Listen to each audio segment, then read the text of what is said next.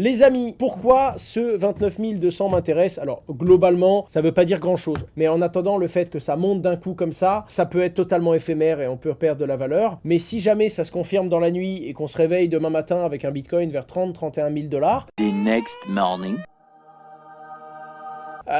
ça va me donner un petit peu d'énergie au marché, je pense, et il y a des chances qu'on aille plus haut et qu'on se dirige vers les 35 000. Encore une fois, j'en ai strictement aucune idée.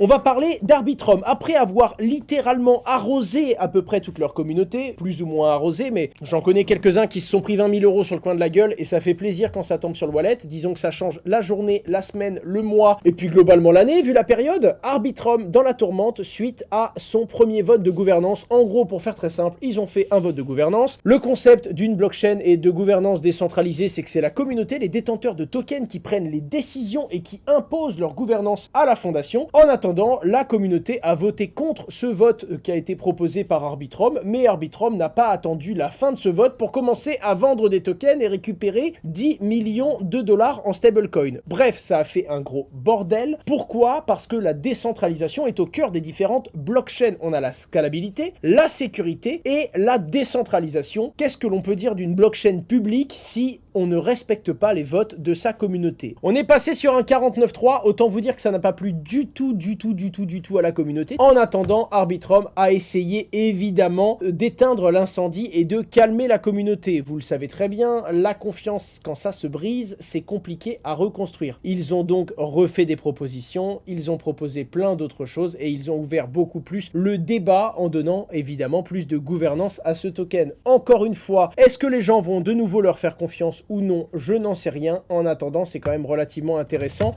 que la fondation ait compris très rapidement qu'ils ont fait une bêtise très grave et qu'ils devaient faire un pas en arrière, tout simplement.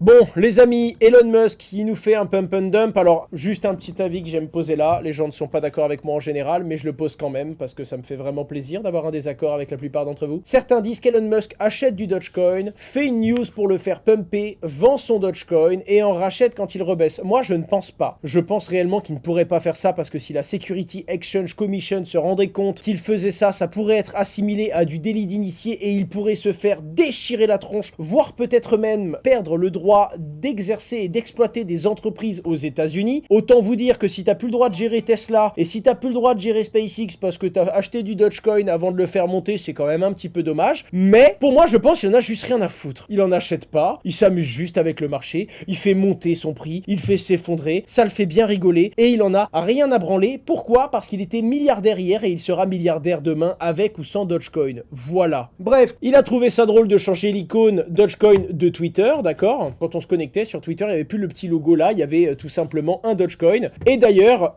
il a fait un tweet en disant « Je l'avais promis ». Est-ce qu'une nouvelle plateforme serait nécessaire? Non, tu as qu'à juste acheter Twitter et tu changes le logo Twitter par le logo Doge. Et il a répondu à l'époque « Oh là là, hihihi, ce serait ouf ». Ah bah oui, l'actualité d'après. Évidemment, le logo Dogecoin n'est pas resté en haut à gauche du site Twitter pendant très longtemps. Elon Musk a fini par le retirer et à l'issue de ce retrait, le prix du Dogecoin, tout comme il était monté sans strictement aucune raison, a naturellement perdu la plupart de la valeur qu'il avait gagnée. À croire que certains l'ont acheté après l'actualité et d'autres l'ont vendu après avoir compris qu'il était monté sans aucune raison. Je vous invite quand même à regarder cette vidéo si ça vous intéresse parce que l'histoire de Dogecoin, c'est quand même pas n'importe quelle histoire. Ouh, j'étais un peu gras. Il faut que je continue sur balancer, que je fasse attention à mon alimentation et que je retourne à la salle 2 fois par semaine, très important. Enfin bref, la vidéo de Grasher de l'époque que j'ai sortie il y a un peu plus d'1 an vous expliquait l'histoire assez folle qui est très clairement l'histoire de la blague la plus lucrative du 21e siècle. Je vous invite à la regarder et je pense qu'elle va vous plaire, surtout si vous n'avez jamais vu ce teaser de fou qui est quand même l'une des vidéos les plus regardées de l'histoire. Oui, on l'a déjà regardé, mais j'adore les gars. Je regarde que le début, vous inquiétez pas. Combien ça vaut déjà cette merde aujourd'hui? Je regarde à peu près tous les 6 mois, je fais un petit zoom Dogecoin. 11,7 milliards de dollars. Les amis, la Banque de France propose un encadrement de la finance décentralisée et propose évidemment quelque chose de tout à fait rationnel, quelque chose de réalisable, quelque chose de mesuré, quelque chose qui semble cohérent après avoir compris la portée de l'innovation qu'est la finance décentralisée. En effet, la Banque de France propose de réaliser un KYC qui oblige de récupérer pièces d'identité justificatives de moins de 3 mois afin de connaître finalement l'identité de toute personne derrière toute adresse décentralisée. J'en peux plus les gars, je suis fatigué. Enfin bref, en gros, je vais pas vous lire l'article, c'est une proposition de régulation. J'aimerais vous dire qu'on sera pas dans un pays suffisamment con pour faire une proposition de loi qui propose un KYC obligatoire sur la DeFi. Ensuite, si jamais cette loi passe, j'aimerais bien voir comment est-ce qu'ils vont faire pour faire un KYC obligatoire sur la DeFi. Après avoir eu une mauvaise idée, il faut quand même se rendre compte qu'elle fonctionnera pas. Mais bon, on sait jamais. En tout cas, c'est effrayant. On est littéralement sur du... pour pouvoir avoir une voiture électrique, il faut à tout prix qu'elle ait un moteur à essence. Oh Tony, ton idée, elle est vraiment trop bien. On va proposer ça demain. Et moi, je suis là en mode, ça passera quand même pas à l'Assemblée nationale. Non, c'est inquiétant de proposer des trucs comme ça et de se rendre compte que c'est justement pour ça que la décentralisation existe. Ça sert à ça. Ça vient de ça. Putain, les mecs, source DeFi Lama, par contre, au moins, ils ont des bonnes sources. Bon, après, j'ai envie de dire, c'est le régulateur des banques, entité centralisée, gérant la monnaie étant un droit régalien pour le gouvernement. Tu t'attends pas à ce qu'ils disent « Oh, les solutions décentralisées de financement, celles qui fonctionnent sans banque, on adore !» Non, je comprends qu'ils prennent des positions qui visent à... le système. C'est comme Christine Lagarde qui dit oui, Bitcoin n'est pas une monnaie. Et alors là c'est le truc, les gens ils disent ouais, elle est bête, elle a rien compris. Les amis, dans la liste des gens bêtes que l'on pourrait dresser dans ce pays, et croyez-moi, elle peut être longue, je mettrai pas Christine Lagarde dedans. Hein. C'est justement parce qu'elle est très maligne qu'elle dit ça. C'est parce que quand tu gères la Banque Centrale Européenne, que tu gères un organisme centralisé d'émissions monétaires, tu peux difficilement dire oh, ce truc là qui est décentralisé, qui n'est détenu par personne, c'est sûrement solide et mieux que ce qu'on fait nous. Normal. Ils ont trouvé un document caché dans n'importe quel ordinateur Mac. Et c'est évidemment le célèbre White Paper de Satoshi Nakamoto. Vous tapez ça dans l'invite de commande Apple. Ça vous ouvre le White Paper de Bitcoin. Quel est l'intérêt? J'en sais rien. Pour moi, c'est juste un easter egg en mode coucou, on a caché ça ici. Les amis, MicroStrategy rachète du Bitcoin. Bref, ils sont maintenant à 140 000 Bitcoins. Comme quoi, ils n'arrêtent jamais d'acheter encore et encore. Leur prix moyen d'acquisition est de 29 850 $. Ce qui veut donc dire que ils sont presque à leur prix moyen d'acquisition. Hein. Ils sont pas loin, les gars. Hein. Ils sont à 600 $ de leur prix d'acquise. Hein.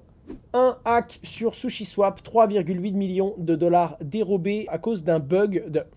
un bug. C'est tellement franglais le monde de la crypto que quand je consulte des médias qui traduisent tout et qui essayent de faire du francophone parce que sinon ils se font déchirer, on voit des bugs. J'adore. Bref, en tout cas voilà, 3,3 millions de dollars. Si jamais vous utilisez SushiSwap, il y a un moyen de révoquer directement l'approbation. Je vous invite à lire l'article si ça vous intéresse. Paxful annonce la fermeture de sa plateforme d'échange. Ils ont raconté qu'aux États-Unis, il y a de plus en plus de régulations, que c'est de plus en plus compliqué, que certains éléments clés ont quitté l'équipe de direction et qu'actuellement la plateforme est fermée et qu'il n'est pas sûr qu'elle reviendra. En attendant, il explique que notamment dans les régulations d'échange pair à pair, c'est de plus en plus compliqué aux États-Unis et que ça devenait compliqué pour eux de maintenir tout simplement l'exploitation à flot. Je ne peux pas vous donner toute l'histoire aujourd'hui, mais je peux vous dire que nous avons malheureusement eu des départs d'éléments clés dans notre équipe. À suivre, mais Paxful était connu par pas mal de monde. Ça me rappelle un petit peu les clôtures de Local Bitcoin. Les amis, dernière actualité, les Canadiens viennent d'interdire DYDX, donc ce sera interdit dès le 14 avril. Ils vont fermer l'accès aux utilisateurs d'adresses IP canadiennes, tout simplement parce que ça y est, aux États-Unis, les effets de levier sont interdits. C'est simple, hein, comme t'as des gens qui perdent de l'argent sur les effets de levier, et que t'as des gens qui sont tristes en mode ouais, j'ai tout perdu sur les effets de levier, moi qui pensais que ce serait facile de gagner de l'argent en appuyant sur un bouton. Bon, c'est un peu triste parce que sous couvert de vouloir protéger les gens, tu leur enlèves des libertés. Je trouve ça grave même, mais en attendant,